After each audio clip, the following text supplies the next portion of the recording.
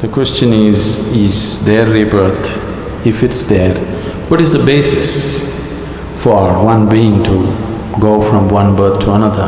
What is it that carries a person from one to another?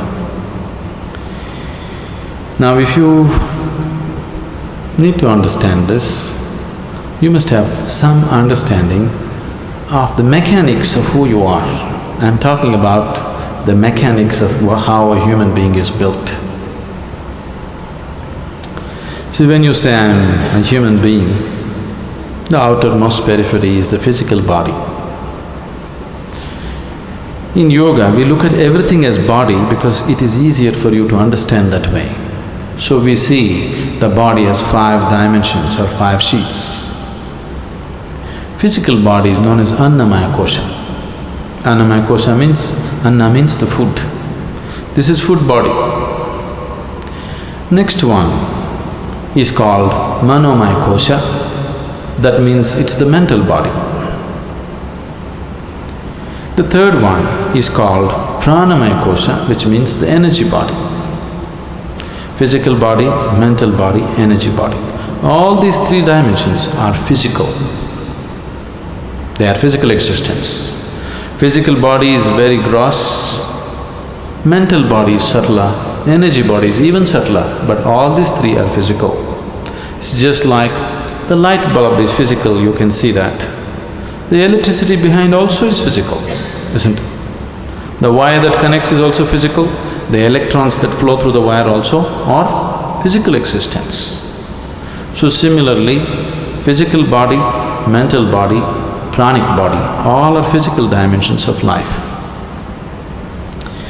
This physical dimension of life, both in all these 3 dimensions, carries the imprints of karma. On the body it is imprinted, on the mind it's imprinted, and on the energy it's imprinted.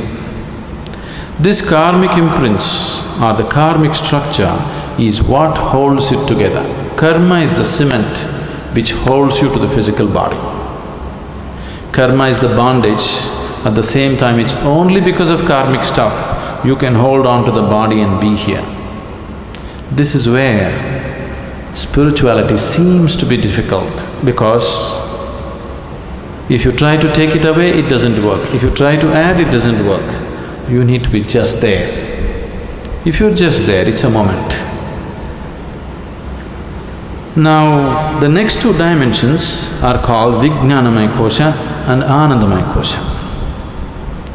Vijnanamaya kosha is non-physical but related to the physical. It is like a transient state. Anandamaya kosha is completely non-physical. So, Vijnanamaya kosha and Anandamaya kosha means it's the bliss body. There is a bliss body inside which is 100% non-physical. It has no form of its own. Only if the energy body, the mental body and the physical body are in shape, it can hold the bliss body in shape.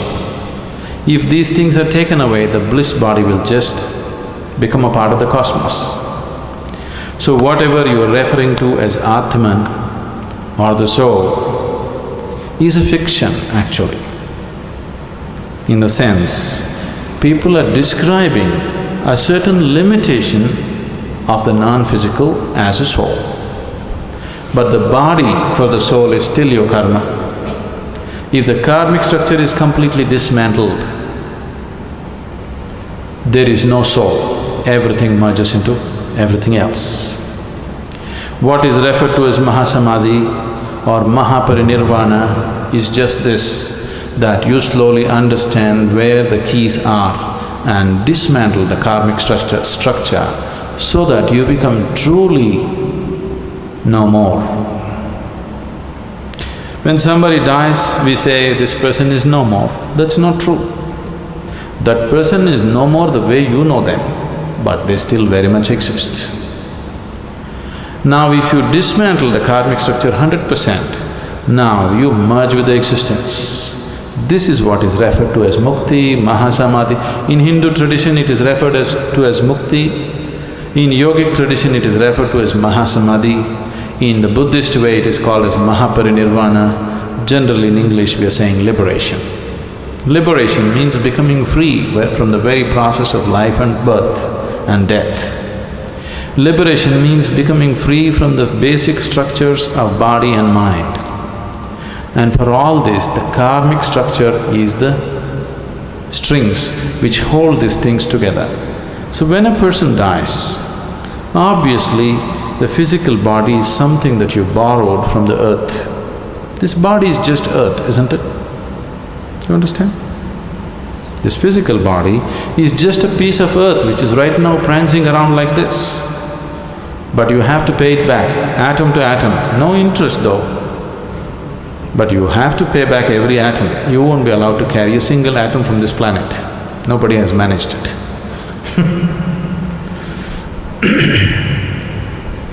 Physical body will fall apart.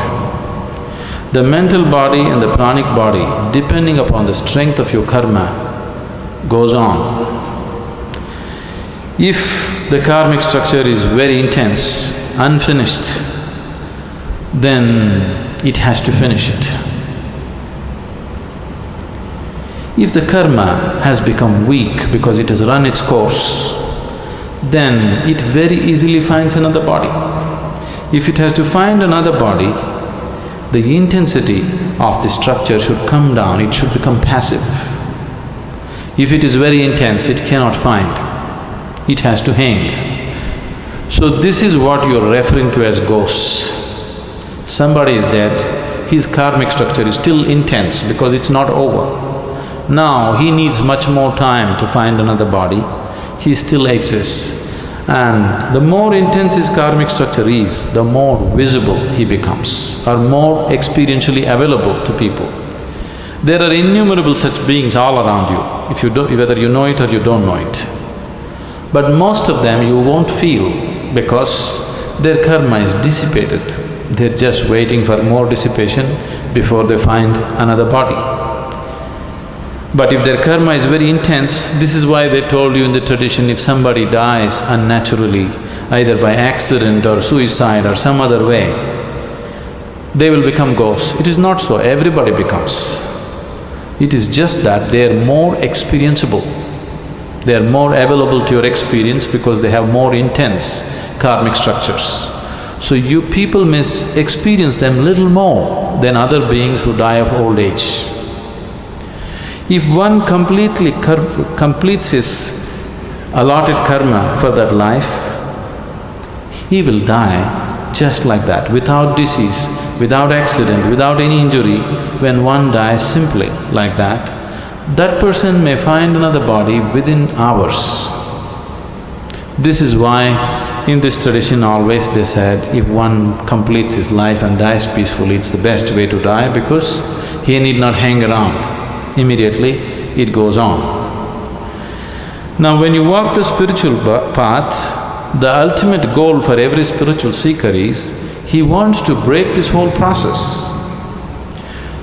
Or otherwise, to use an analogy, we can say, what you call as my soul right now is like a bubble. The outer periphery of the bubble is your karmic structure. Inside, there is air. Suppose you blow the bubble, you burst the bubble. Where is the air? Where is your air?